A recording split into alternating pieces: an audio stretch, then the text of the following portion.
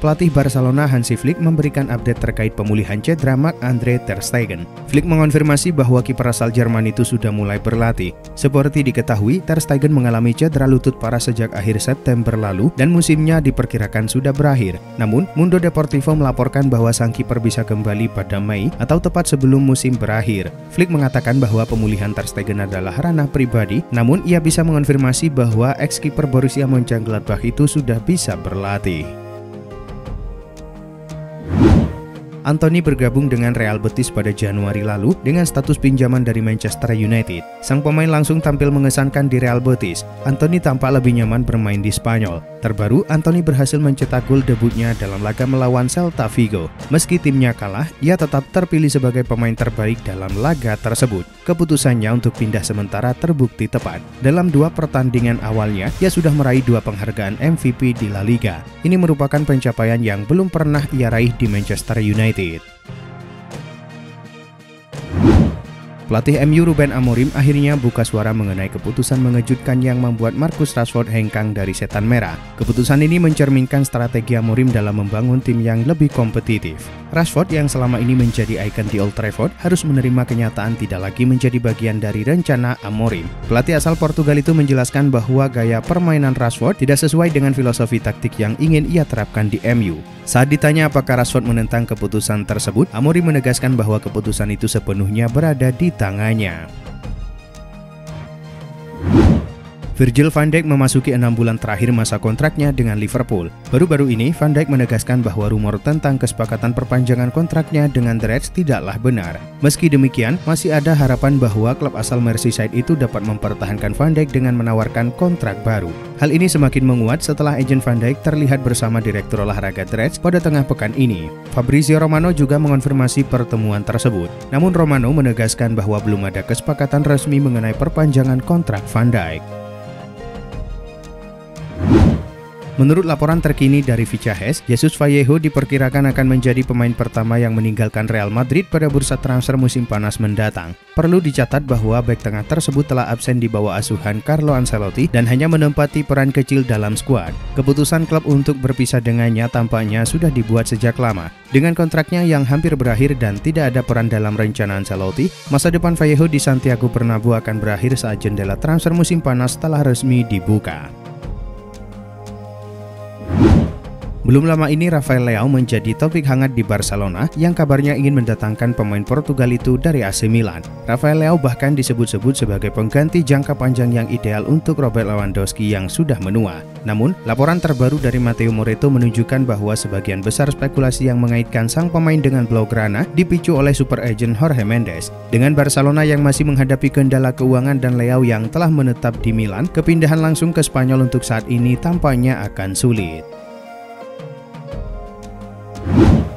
Mantan pemain timnas Denmark Thomas Gravesen meyakini bahwa perjalanan karir Christian Eriksen di Manchester United akan berakhir pada musim ini. Selama 2 musim terakhir bersama MU, Eriksen semakin jarang mendapatkan tempat di starting 11. Situasi ini memunculkan tanda tanya besar mengenai masa depannya di Old Trafford. Terlebih, kontrak sang pemain di Old Trafford akan berakhir pada bulan Juni mendatang. Sementara klub diyakini tidak akan memberikan kontrak baru bagi mantan penggawa Inter Milan tersebut. Karena itu, Gravesen begitu yakin karir Eriksen di Old Trafford berakhir pada musim panas tahun ini. Pakar transfer Italia Nicolo Schira mengklaim bahwa Manchester United gagal mendatangkan Douglas Luiz dari Juventus pada hari terakhir bursa transfer Januari. Menurut laporan tersebut, Manchester United dikabarkan menawarkan jumlah uang yang cukup besar sebagai biaya pinjaman disertai opsi pembelian permanen di musim depan. Namun tawaran tersebut ditolak mentah-mentah oleh Juventus. Menariknya, Juventus sebenarnya sempat memasukkan nama Luiz dalam daftar jual. Namun mereka akhirnya memutuskan untuk mempertahankan sang gelandang dan memilih melepas Nicolo Fagioli ke Fiorentina. Barcelona berharap untuk menjalani musim panas yang sibuk untuk membenahi sejumlah posisi berbeda. Pada tahap ini, opsi lini tengah Hansi Flick cukup banyak. Akan tetapi itu tidak berarti bahwa tidak akan ada upaya untuk menambah pemain dalam beberapa tahun ke depan. Menurut Relvo, Barcelona telah memutuskan untuk menyingkirkan Florian Wirtz dan Alex Baena dari daftar incaran mereka. Pasalnya, keduanya tak lagi dianggap sebagai pemain yang dibutuhkan klub. Pencoretan Baena menguntungkan Atletico Madrid yang diperkirakan akan berupaya memboyong sang playmaker dari Villarreal pada musim panas. Krisis cedera yang dialami Real Madrid membuat klub tersebut kekurangan opsi pertahanan. Hal ini meningkatkan urgensi bagi Los Blancos untuk memperkuat lini belakang di bursa transfer musim panas mendatang. Meskipun klub memilih untuk tidak melakukan perekrutan pada bursa Januari, laporan Mateo Moreto menunjukkan bahwa Real Madrid secara aktif berupaya untuk mendatangkan setidaknya satu bek sebelum dimulainya musim berikutnya. Moreto menambahkan bahwa salah satu nama yang paling banyak dibicarakan dalam radar mereka adalah William Saliba dari Arsenal. Penampilan Tammy Abraham tak luput dari perhatian para direktur AC Milan. Pihak klub saat ini mulai mempertimbangkan untuk mempermanenkannya. Mantan penyerang Chelsea ini mencatatkan namanya di papan skor dalam 4 kompetisi yang diikutinya sejak pindah ke San Siro. Pihak klub juga masih merasa pemain asal Inggris tersebut bisa menjadi penyerang pilihan kedua yang ideal di San Siro. Menurut Calcio Mercato, AC Milan mungkin mendekati AS Roma untuk membahas kesepakatan permanen bagi Tammy Abraham di akhir musim nanti. Penyerang berdarah Belanda yang kini memperkuat Oxford United, Oleh Romeni, resmi menjadi warga negara Indonesia. Proses pengambilan sumpah setia sebagai WNI dilangsungkan di London. London dipilih menjadi lokasi pengambilan sumpah karena penyerang 24 tahun itu tidak bisa meninggalkan Oxford United karena kompetisi divisi Championship tengah berlangsung. Ketua Umum PSSI Erick Thohir bersyukur atas lancarnya proses naturalisasi ex-penyerang FC Utrecht itu. Setelah resmi menjadi WNI, Romeni diharapkan bisa membela skuad Garuda dalam laga lanjutan kualifikasi Piala Dunia pada Maret nanti. Yokohama F. Marinos meresmikan kedatangan Sandy Walsh. Bek sayap kanan timnas Indonesia itu kini akan mengarungi Liga Jepang. Melalui laman resmi klub, Yokohama F. Marinos meresmikan kedatangan Sandy Walsh. Namun belum ada pengumuman lebih lanjut terkait durasi kontrak atau berapa harga pembelian Walsh. Yang pasti, Walsh kini bakal menjajal J1 League alias Liga Utama Jepang. Liga Jepang sendiri baru akan memulai musim 2025 pada 14 Februari mendatang. Yokohama F. Marinos memulainya dengan menghadapi Niigata pada 15 Februari.